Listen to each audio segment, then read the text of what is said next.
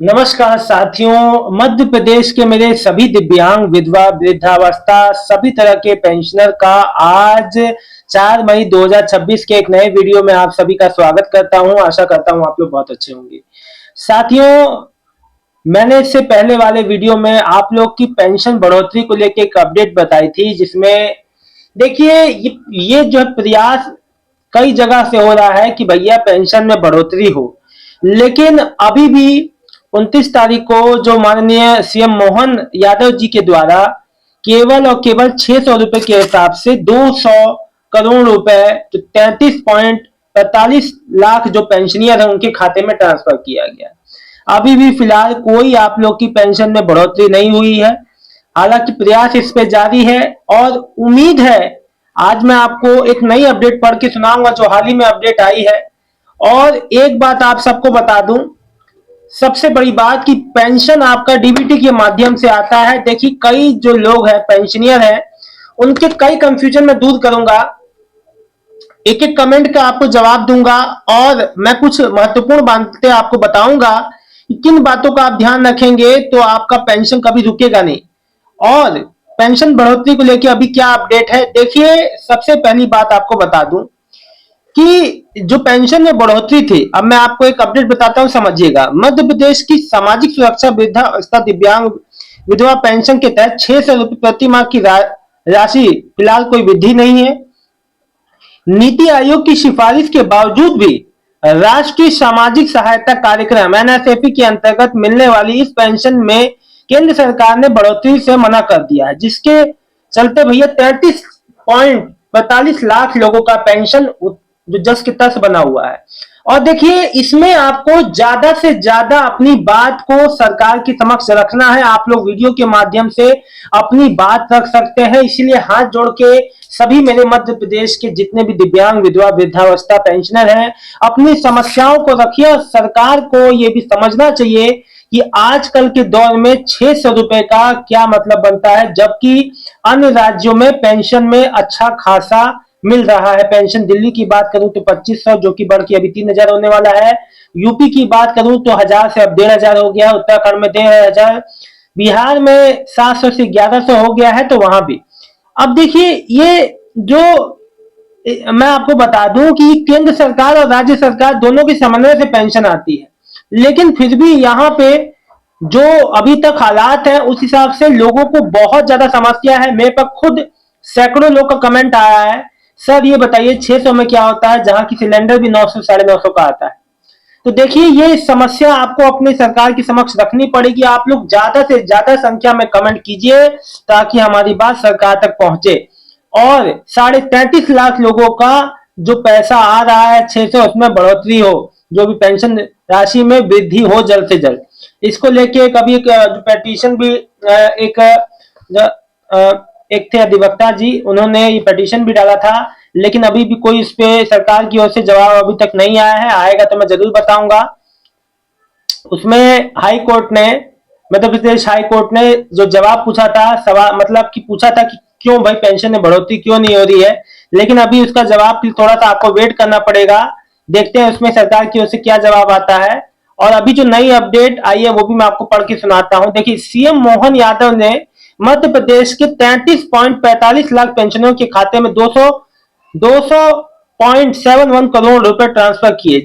और समझिए 29 अप्रैल, मैं आपको बता दूं 29 अप्रैल, और मुख्यमंत्री यादव जी ने समग्र पेंशन योजना के तहत एक साथ 33 लाख से ज्यादा हितग्राहियों के खाते में पेंशन की राशि ट्रांसफर की। एक बात बता दूं, सिंगल क्लिक से कुल 200 करोड़ रुपए लगभग जो है ट्रांसफर किए गए हैं लोगों को। इस मौके पर मुख्यमंत्री ने वर्चुअल माध्यम से हितग्राहियों जो पेंशनियर को संबोधित करते हुए कहा कि सरकार हर परिस्थिति में जनता के साथ खड़ी है। ये बात माननीय मुख्यमंत्री जी बिल्कुल सही है, लेकिन एक बात बताइए, मैं भी एक आम नागरिक के मैं अपने सभी जो दिव्यांग भाई बहनों की ओर से एक सवाल पूछना चाहता हूं कि साथ अगर है तो प्लीज पेंशन में बढ़ोतरी कीजिए। बड़ी समस्या है लोगों को, बहुत लोग जो जनता बहुत परेशान है। इसके साथ साथ उन्होंने साफ किया कि सिर्फ पेंशन सिर्फ आर्थिक मदद नहीं, बल्कि सरकार और जरूरतमंद लोगों के बीच भरोसे का रिश्ता है। सरकार का प्रयास है कि समाज का कोई भी कमजोर वर्ग खुद को अकेला असहाय महसूस ना करे। ये बात सब सही है, लेकिन पेंशन में बढ़ोतरी जाए होना चाहिए जल्द से जल्द। और मैं आपको बता दूं, सीएम जो मोहन यादव जी ने राज्य सरकार द्वारा संचालित विभिन्न सामाजिक सुरक्षा पेंशन योजनाओं के तहत सभी को पेमेंट जो जो पेंशन राशि है सीधे खाते में डाली गई है। इसमें वृद्धजन, विधवा, जो परित्यक्ता, अविवाहित महिलाएं और दिव्यांगजन शामिल है। सभी को प्रति माह 600 रुपए की दर से भुगतान किया जा रहा है। और एक बात, मुख्यमंत्री जी ने कहा है कि सरकार समाज के गरीब, निराश्रित और कमजोर वर्गों के कल्याण के लिए पूरी संवेदनशील के साथ काम कर रही है। सब बात ठीक है, मान लिया जाए, लेकिन पेंशन 600 है, ये मानने लायक एकदम समझ में नहीं आ रहा है। देखिए, अगर हर दिन के हिसाब से भी देखूं तो 20 रुपये, 20 रुपये में कोई कैसे अपना घर चलाएगा दीदी? यहाँ सोचने वाली बात है। हाथ जोड़ के माननीय सीएम मोहन यादव जी से और जितने भी संबंधित अधिकारी, माननीय मोदी जी से भी मेरा आग्रह है कि मध्य प्रदेश के सभी भाई बहनों का, दिव्यांग, विधवा, वृद्धावस्था, सभी का पेंशन बढ़ोतरी हो। आप लोग ज्यादा से ज्यादा अपनी बातों को रखिए सरकार से और कमेंट के माध्यम से अपनी बात को रखिए। उन्होंने ये भी कहा कि पेंशन राशि केवल खर्च चलाने का जरिया नहीं, बल्कि सम्मान के साथ जीवन जीने का अधिकार भी देती है। सरकार का संकल्प है कि मदद पर और बिना किसी भेदभाव के हर पात्र व्यक्ति तक पहुंचे। ये बात बहुत अच्छी है, लेकिन मदद सही जो मतलब कि जो अमाउंट होना चाहिए वो सही नहीं है, बहुत कम है। सीएम मोहन यादव जी ने प्रधानमंत्री मोदी जी के मार्गदर्शन में केंद्र और राज्य सरकार मिलकर सामाजिक सुरक्षा को मजबूत कर रही है। पात्र जो लाभार्थियों को नियमित रूप से पेंशन का लाभ मिले, इसके लिए लगातार निगरानी की जा रही है। बजट में सामाजिक सुरक्षा का फोकस हुआ है।